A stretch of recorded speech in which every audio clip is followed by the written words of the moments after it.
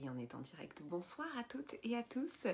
Je lance mon live 90 sur 120, un petit peu plus tardivement que d'habitude, il est minuit 5, mais c'est quand même mon live quotidien, mon live 90 sur mon défi 120 jours de live. J'ai passé une excellente journée, mais qui ne s'est pas tout à fait déroulée comme prévu, ce qui fait que voilà, je ne m'attendais pas à faire un live aussi tard. Mais c'est aussi l'intérêt de ces lives, c'est que je peux les faire à tout moment de la journée. Bonsoir. À tout moment de la journée, du coup, en fonction aussi de mon planning. Et l'idée, c'est que chaque jour, je vous partage quand même mon message, même s'il est minuit 5. Bonsoir Franck. Donc voilà, si vous êtes là en direct, mettez-moi un petit coucou dans le chat. Si vous êtes là en replay, mettez-moi le hashtag replay. Et ce que je vais vous raconter aujourd'hui, mon enseignement de la journée, eh bien, ça a à voir aussi avec ce qui s'est passé pour moi aujourd'hui, avec le fait que je vous fais ce live si tard. Oui, oui, c'est ça. Après, je pense que je vais aller me coucher, en effet. Merci, Franck. Donc, j'ai passé une journée assez incroyable. Donc, pour celles et ceux qui ne me connaissent pas, je suis Clémence Martin, la fondatrice de The Positive Place. Et donc, dans ces lives, je vous donne à voir du coup cette partie invisible, impalpable, cette partie qu'on ne voit pas. Et c'est justement de ça que je vais vous parler ce soir. Aujourd'hui, j'ai passé donc une journée riche en émotions puisque c'était l'anniversaire d'un ami musicien avec qui j'ai travaillé dans une de mes entreprises et on avait monté un groupe de musique à l'époque, donc c'était en 2016. On avait monté un groupe de musique, il est batteur et après on a tous les deux quitté l'entreprise et puis ensuite on s'était revus, mais voilà, ça faisait longtemps qu'on s'était pas vus. Et donc là aujourd'hui, il a organisé une fête d'anniversaire chez lui, dans sa maison, où il a invité plein d'amis, et notamment des amis musiciens. Et il a créé en fait un mini concert privé pour son anniversaire avec donc un groupe improvisé, un groupe de musiciens, donc, et on a tous joué en fait pour son anniversaire. Alors quand je dis tous, parce que pour ceux qui me découvrent, celles et ceux qui me découvrent, en fait moi je chante depuis des années et donc chanter, voilà, c'est vraiment un plaisir, c'est un partage, c'est quelque chose de très important pour moi. Et je chante voilà, depuis 20 ans, quelque chose comme ça. Et donc là, dans cette journée d'anniversaire, on s'est tous retrouvés en chair et en os. Après, voilà, ces mois qu'on a passé de distanciation sociale que tout le monde a vécu. Cette distanciation sociale qui fait qu'on ne voyait même plus les gens de près. Et déjà, moi, la première chose, c'est que quand on s'est retrouvés tous à table, en fait, je me suis dit, mais c'est dingue de voir des gens de près. Déjà, c'est quelque chose, une sensation que j'avais plus eue.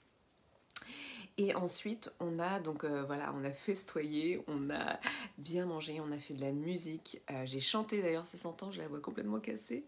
Donc ça a été un moment de partage et de communion extrêmement fort. Et on avait tous besoin, justement, après ces mois de distanciation sociale, après ces mois de non-partage en fait et de non-communion.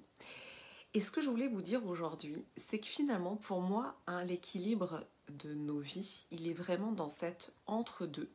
Parce que dans ces lives, je vous donne à voir l'intériorité, cette partie intérieure, cette partie invisible.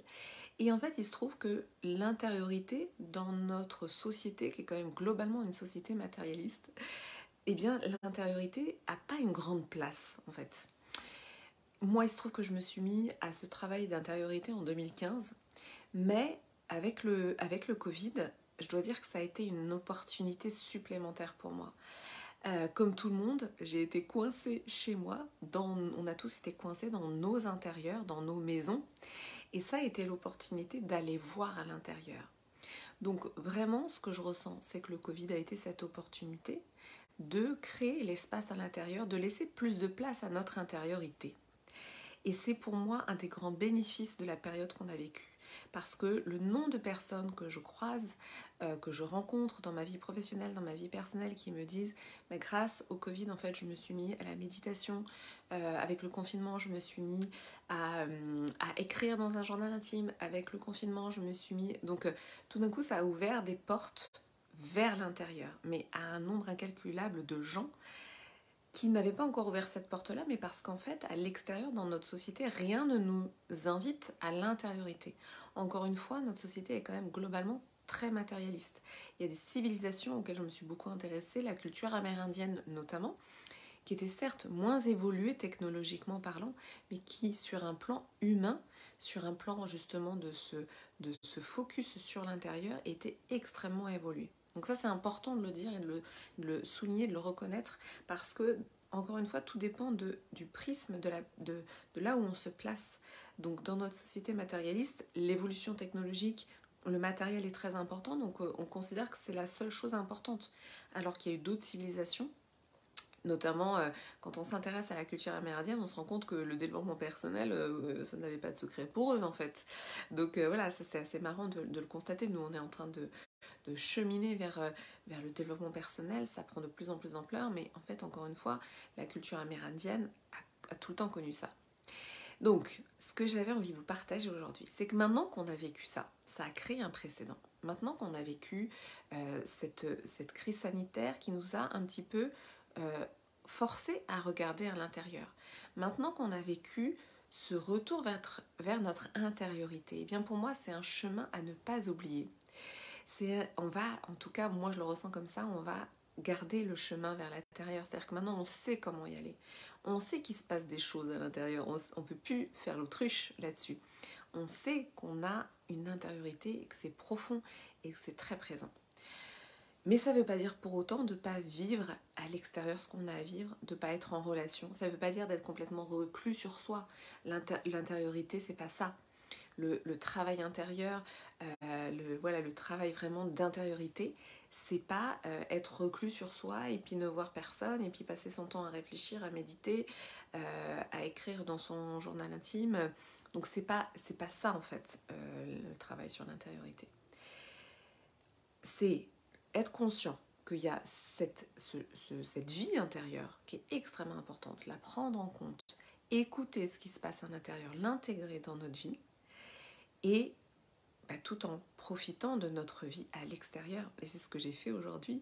J'ai profité de ce moment de communion avec mes amis, avec mes amis musiciens. On a partagé de la musique, ça a été un moment intense et fort.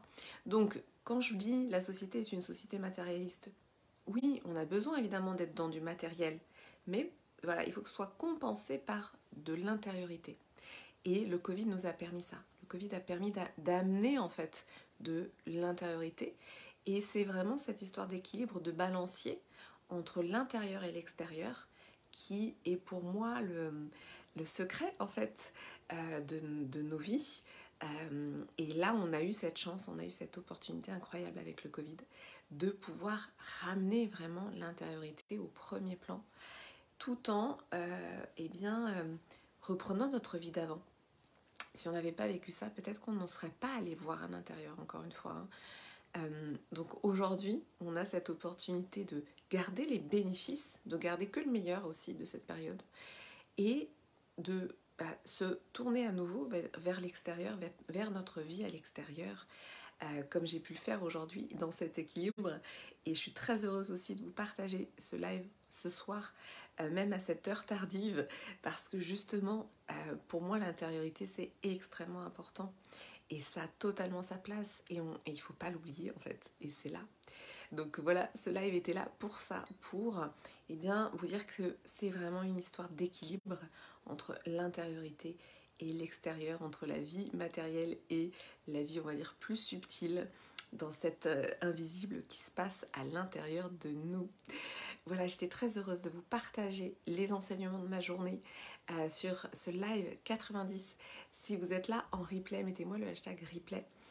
Dites-moi si ça résonne pour vous, mettez-moi vos petits commentaires. Je suis toujours très heureuse de pouvoir vous lire, même après coup, et même en replay, et de pouvoir y répondre. Je vous souhaite une très très belle nuit, du coup, peut-être pas soirée, et je vous dis à demain pour le live 91. Très belle nuit. Bonne soirée, au revoir.